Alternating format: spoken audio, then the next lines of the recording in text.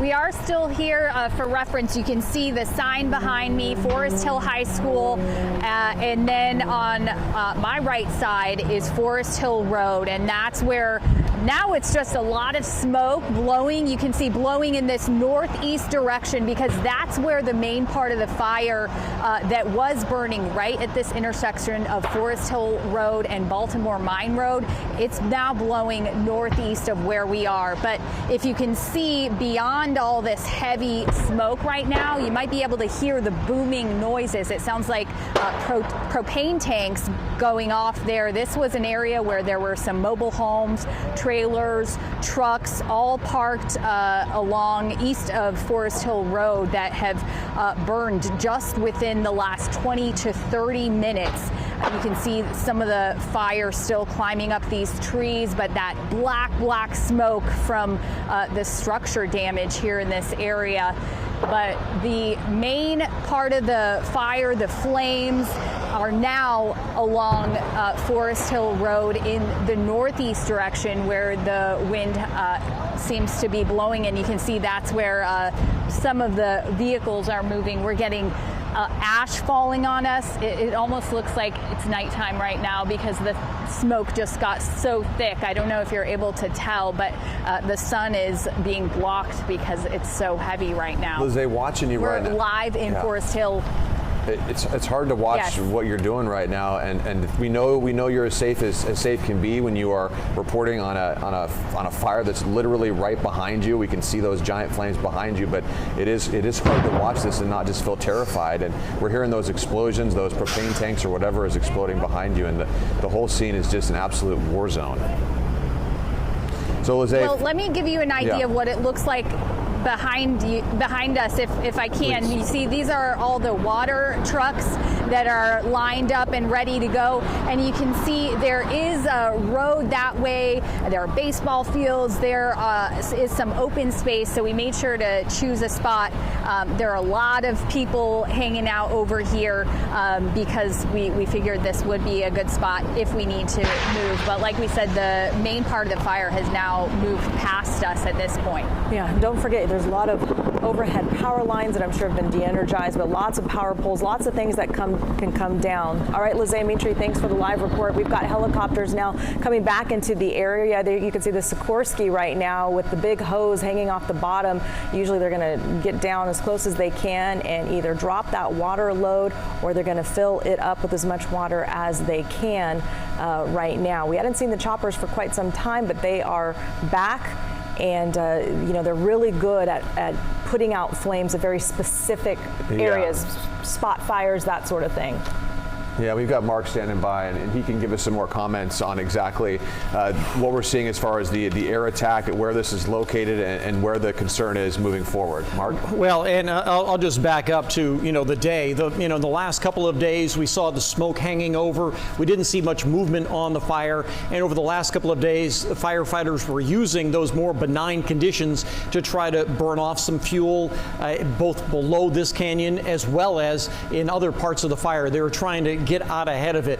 But we all knew that on Tuesday, today, that the wind would start to pick up and the inversion would lift, and we'd start to see the potential for more fire activity, and that indeed is what we are seeing. So today, just after 1 o'clock, we started seeing this fire come up out of the canyon and get closer to the ridgetop below Todd Valley and below Forest Hill. And so what we're looking at is now the fire has come out of the canyon. It is up all the way to Forest Hill Road, and what you're looking at there is the smoke blowing with that wind out of the south-southwest at about 12 to 15 miles an hour, occasionally gusting a little bit higher, casting embers downwind as well. And what you can see there in the middle of your screen from LiveCopter 3, that's Foresthill High School. That's where Lizzie is on the ground.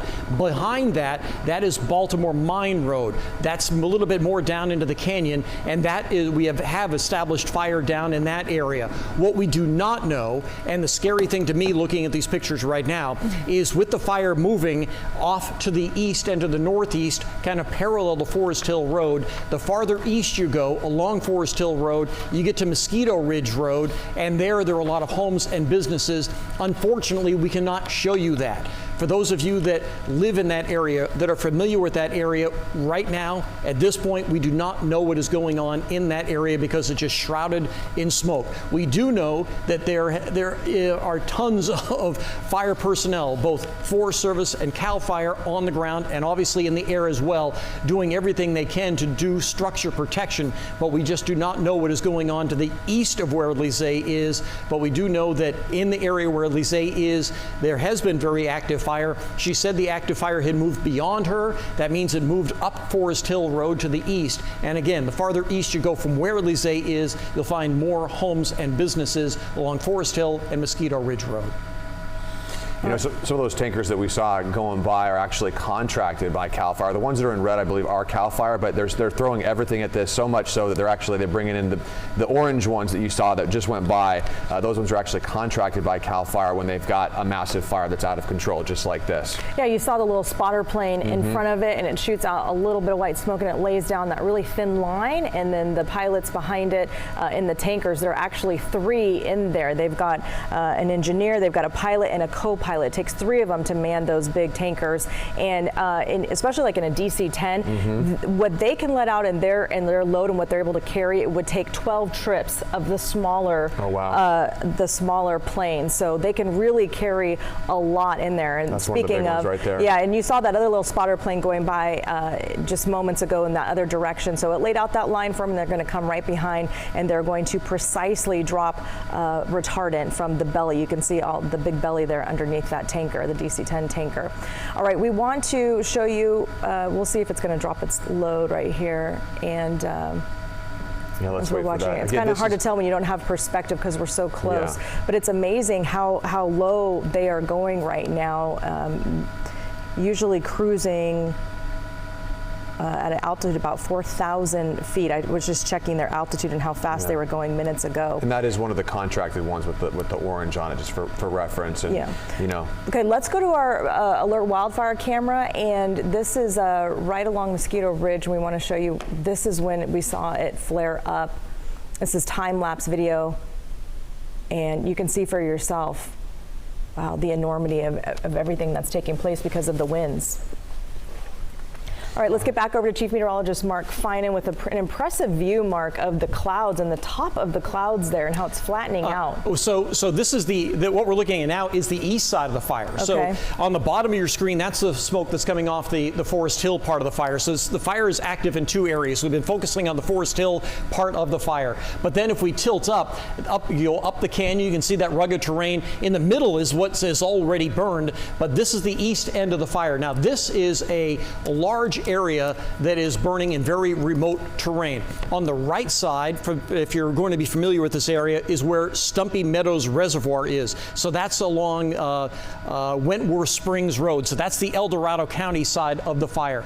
As we go a little bit to the left, now you get back into Placer County, you get into the Middle Fork of the American, and then the North Fork of the Middle Fork of the American. And this part of the fire has been very active today as well. There were additional evacuation warnings, I should say orders, put out for the area around Stumpy Meadows, but I have a feeling a lot of those people got out of town a few days ago when the warning went out for the Georgetown area as well. So the fire is being very active in 2 areas, but the area to us that is most important is around Forest Hill, because that's where there are homes and businesses and other infrastructure that are in immediate danger. The other area on the east side of the fire, very remote, very sparsely populated at best. But this fire is burning very actively in 2 areas, and this is the kind of fire activity we have seen since last Thursday, really, on this fire.